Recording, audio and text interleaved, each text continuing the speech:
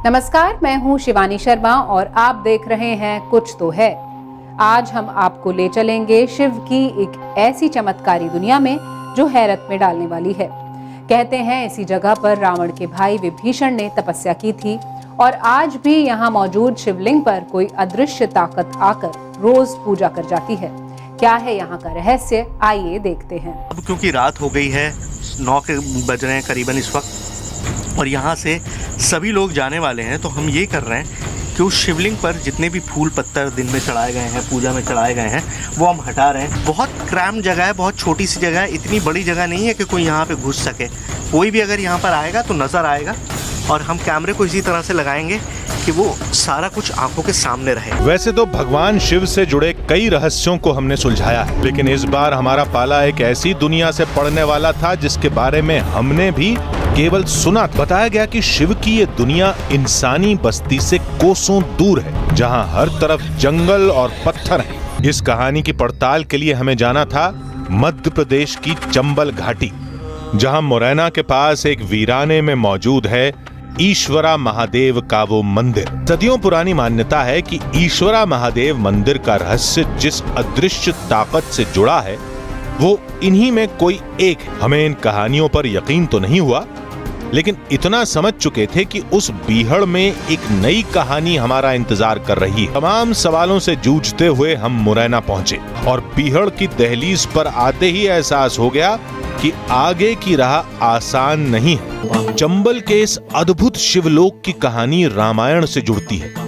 और कहानी के केंद्र में है लंकापति रावण के छोटे भाई विभीषण। विभीषण को अमर होने का वरदान भी मिला, जो शिव के बहुत बड़े भक्त भी थे। और गांव वालों के मुताबिक ईश्वरा महादेव मंदिर की कहानी भी रामायण के इसी पात्र से जुड़ रही थी। महादेव के संबंध में ऐसी बात है कि यहाँ पर रावण के भाई विभीषण ने तपस्या की। बेलपत्र और पुष्प चढ़े हुए मिलते हैं और जिसका किसी ने आज तक कोई पता नहीं लगा पाया है, और वो पूजा कब कौन कर जाता है ये भी नहीं है। अब हम इस कहानी के दूसरे सिरे की तलाश में, जो महाभारत से जुड़ता था। ये पांडव उनको जब अज्ञातवास हुआ तब यहाँ द्रौपदी और कुंती की मैसेत या वहाँ से बैरार से लगा करके, और जो बैरारे की माता है और ये लिखी छाड़ में उन्हें वो, क्योंकि द्रौपदी महान शक्ति थी, उनकी बताते हैं कि उन महान शक्ति ने ये चित्रों को बनाया है। लेकिन ये तो महज कहानी है। केवल कहानी के दम पर हम ये कैसे मान लें कि लिखी छाछ का नाता कभी पांडवों से रहा है। हमें तलाश थी एक साक्ष्य की, जो साबित कर सके कि किसी समय में पांडव यहाँ रहा करते। थोड़ी देर की तलाश के बाद पांडवों की यहाँ मौजूदगी का एक बड़ा सबूत हमारे हाथ लगा। हम लिखी छाछ में हैं और हमको पता चला कि यहाँ पर एक और निशान है महाभारत के ज़माने का, पांडवों के ज़माने का, और वो निशान है ये।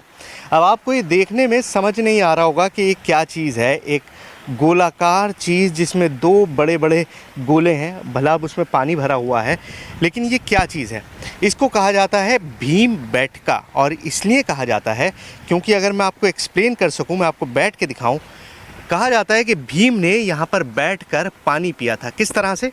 ये घुटनों के बल बैठकर, ये देखिए, घुटनों के बल इस तरह से बैठ के और पानी पिया था।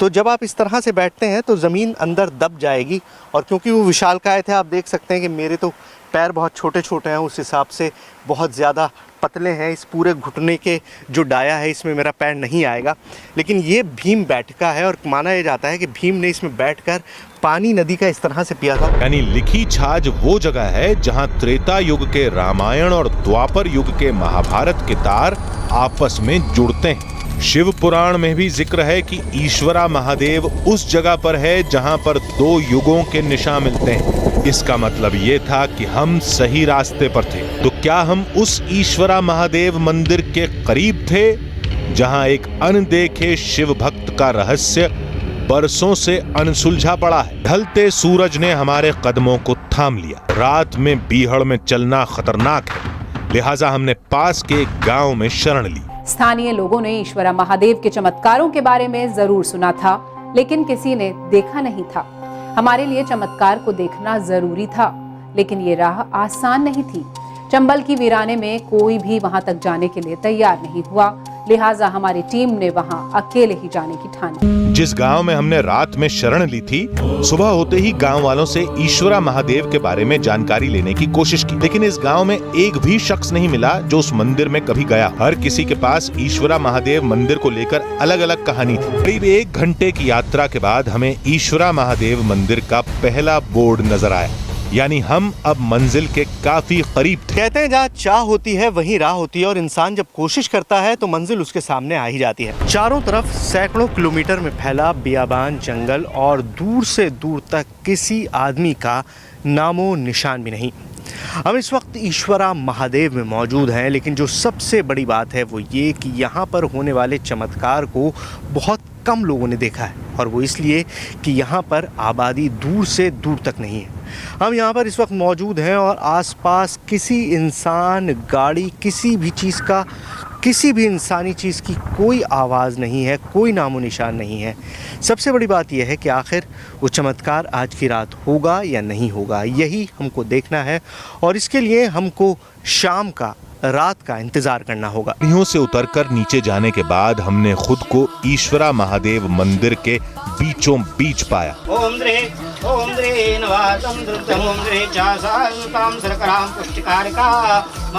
मंदिर में आस्था का संगम लगा था। इस मंदिर की गुफा में एक अद्भुत शिवलिंग है। पत्थरों से रिश्ते पानी से इसका जलाभिषेक होता है। यही वो चमत्कारी शिवलिंग था जिसकी तलाश में हम यहाँ तक आए थे। आपके सामने ये शिवलिंग जो अंदर गुफा में है, ये है ईश्वरा महादेव का शिवलिंग, और इसकी कहानी कुछ ऐसी है जहाँ पर ना तो तर्क सामने रहता है और ना ही विश्वास। इन दोनों में से निकलकर एक चीज़ बनती है, और वही विश्वास है जो ईश्वरा महादेव की इस कहानी के पीछे है। एक ऐसी कहानी जो आज कल 10 साल या 100 साल पुरानी नहीं है, बल्कि युगों पुरानी है। एक कहानी जिसके बारे में कहा जाता है कि यहाँ पर हर रात पूजा हुई मिलती है। वो पूजा कौन करता है, वो पूजा कैसे होती है, ये आज तक किसी ने अपनी आंखों से नहीं देखा। लोगों ने कोशिश बहुत की है ये जानने की कि आखिर रात में होता क्या है, लेकिन आज तक किसी के सामने आया नहीं है। क्या आज वो रात होगी, यही हमको देखना है। लेकिन रात होने से पहले हमें काफी तैयारी करनी थी। शिवलिंग के सामने कैमरा लगाना था ताकि उस अनदेखे शिव भक्त को कैमरे में कैद किया जा सके। इसके लिए हमने मंदिर के पुजारी से बात की। मुझे ये बताइए पंडित जी, आप तो खैर आपने कभी कोशिश नहीं की जानने की, अगर हम कोशिश करें जानने की, यहाँ कैमरा लगाएं तो क्या कुछ दिखाई देगा? या तो सिद्ध बाबा जाने जाए, हम नहीं कह सकते। शिवलिंग के सामने कैमरा लगाने के लिए पुजारी से बात हो चुकी थी, लेकिन अभी दिन ढला नहीं था। इस दौरान हमने मंदिर में आए कुछ भक्तों से शिवलिंग और मंदिर को लेकर बात की। लोगों के बीच आस्था से जुड़ी कई कहानियां। पहली कहानी का नाता जुड़ रहा था विभीषण से। ऐसा बताते हैं कि राम जी के काल से विभीषण जी इस शिवलिंग को लेके आए थे, उन्हीं ने यहाँ बिलपत्र चढ़ाए थे। तभी की ऐसी मान्यता है कि उस जमाने से ऐसे ही बिलपत्र चढ़ते आते हैं, और पहले प्रतिदिन चढ़ते थे, लेकिन फिर कुछ समय से ऐसा आया इस कली काल में, यानी कलयुग में, फिर ये सावन के महीने में चढ़ते हैं। बात केवल यहीं खत्म नहीं हुई। अदृश्य ताकत के साथ हमें यह भी बताया गया कि रात में यहाँ रुकना खतरे से खाली नहीं है। रात में कोई रुकता भी नहीं इधर में, और ना किसी को कोई रुकने देता है। हम भी ड्राइविंग करते हैं और सवारियों को लेके आते हैं, लेकिन हम भी सबसे यही बोलते हैं कि यहाँ पर रात को रुकना मना है। आखिर इस ईश्वरा महादेव मंदिर में रात में कोई क्यों नहीं रुकता? आधी रात को यहाँ क्या होता है? शिवलिंग की पूजा करने वाला रहस्यमयी भक्त किसी को नजर क्यों नहीं आता? आज रात इन सारे रहस्यों से पर्दा उठना था। आखिरकार हमारा इंतजार खत्म हुआ। सूरज के डूबने के साथ ही रात का अंधेरा बीहड़ में फैल गया। हम चमत्कार के करीब थे। रात होने को थी और मंदिर में आखिरी आरती शुरू हो चुकी थी। हमारी टीम ने शिवलिंग के पास ही रात गुजारने की ठान ली ताकि उस अदृश्य शक्ति के बारे में जाना जा सके। हमने सहारा लिया GoPro कैमरे का ताकि हर चीज को रिकॉर्ड किया जा सके। रात के 8 बजे थे और ईश्वरा महादेव मंदिर में अंतिम आरती शुरू हो चुकी थी। हमने ध्यान से देखा, आरती के समय शिवलिंग पर केवल 2 पीले फूल थे। आरती खत्म होने के बाद सभी लोगों को उस मंदिर से जाने की अजीब सी जल्दी थी। लोगों के जाने के बाद पुजारी हमेशा की तरह शिवलिंग को साफ करने लगे। शिवलिंग पर चढ़े सारे सामान को हटाया जाने लगा। अब क्योंकि रात हो गई है, 9 बज रहे हैं करीबन इस वक्त, और यहाँ से सभी लोग जाने वाले हैं। तो हम ये कर रहे हैं कि उस शिवलिंग पर जितने भी फूल पत्थर दिन में चढ़ाए गए हैं, पूजा में चढ़ाए गए हैं, वो हम हटा रहे हैं। स्वामी जी, आप अपने हाथ से हटाएंगे? अच्छा, ये देखिए, ये बेलपत्र है।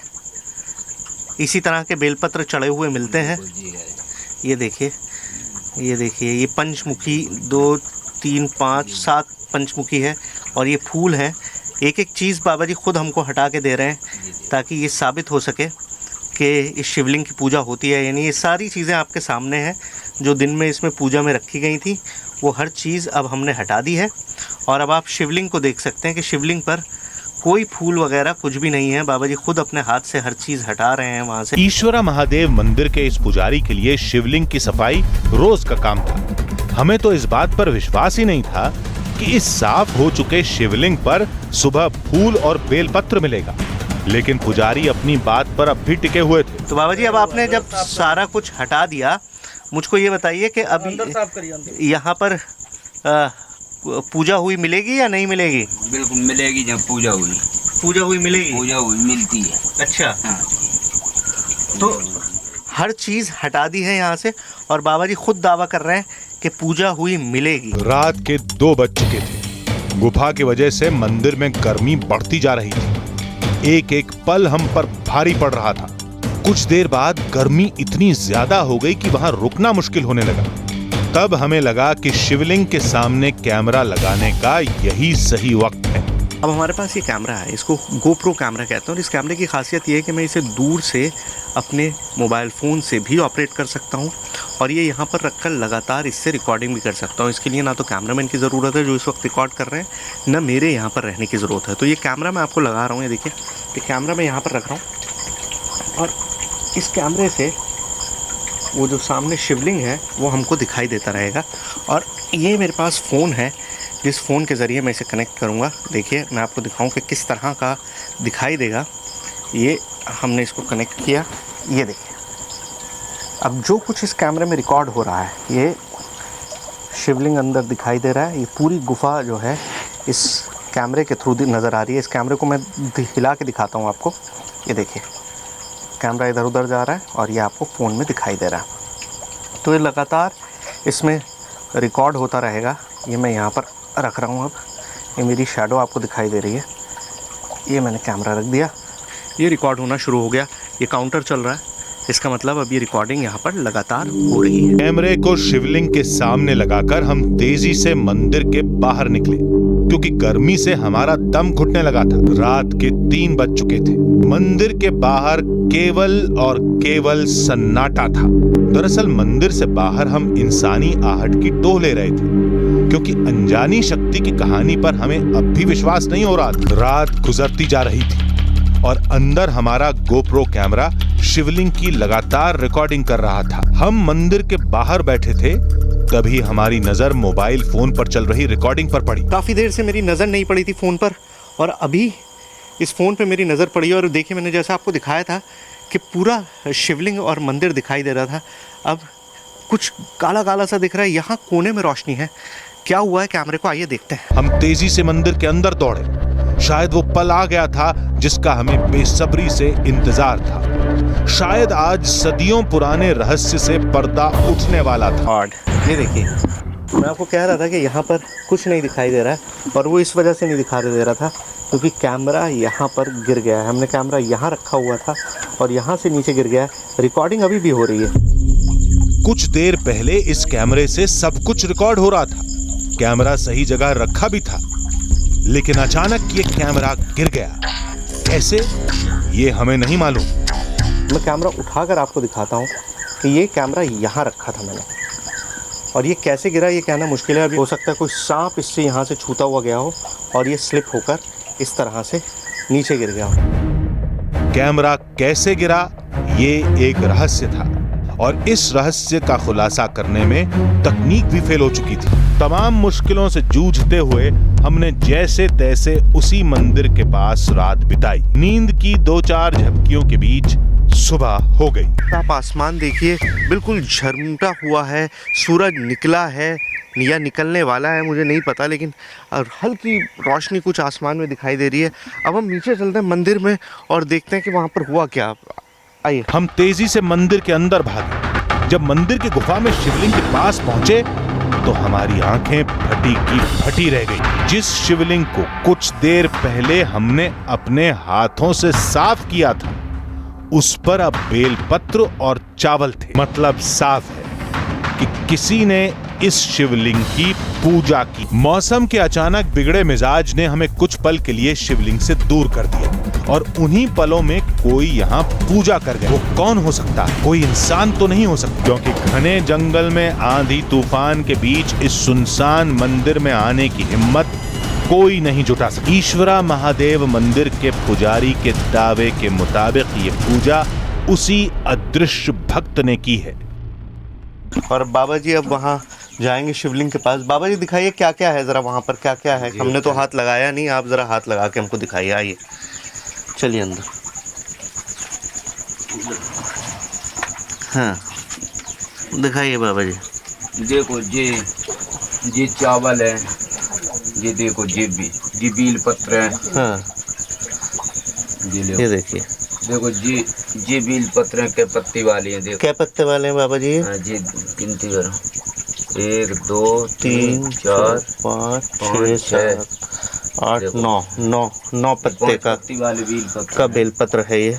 5 पत्ती की। ये देखो ये 5 पत्ती की बेलपत्र। ये देखिए, ये देखिए, ये देखो ये चावल चढ़े हुए हैं, ये चावल चढ़े रहे हैं।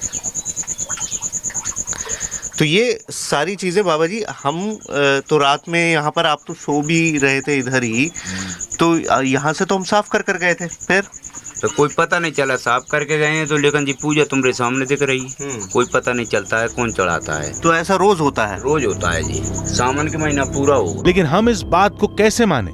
विज्ञान ऐसी घटनाओं को मानने की इजाजत नहीं देता। हमारी आंखें जो देख रही थीं, उसे नकारने के लिए कोई तर्क भी नहीं मिल रहा था। ईश्वरा महादेव में जो कुछ हुआ हमने आपके सामने रख दिया। दिमाग ये कह रहा था कि ऐसा नहीं हो सकता, लेकिन आस्था का संबंध दिल से होता है। अब आप दिल की बात सुनते हैं या विज्ञान के तर्क के आगे सिर झुकाते हैं, ये आप पर निर्भर करता है। इस चमत्कार को आप क्या कहेंगे, जहां टेक्नोलॉजी भी फेल है? कौन आया, कैसे पूजा हुई, इसका जवाब किसी के पास नहीं है। आखिरकार उस अदृश्य शक्ति ने रोजाना की तरह पूजा कर ली थी। आस्था के आगे विज्ञान फेल हो चुका था और इसीलिए हम सब भी कह उठे, कुछ तो है। आज बस इतना ही। आपसे फिर मुलाकात होगी ऐसी ही हैरान कर देने वाली एक नई कहानी के साथ। तब तक के लिए दीजिए पूरी टीम को इजाजत। नमस्कार।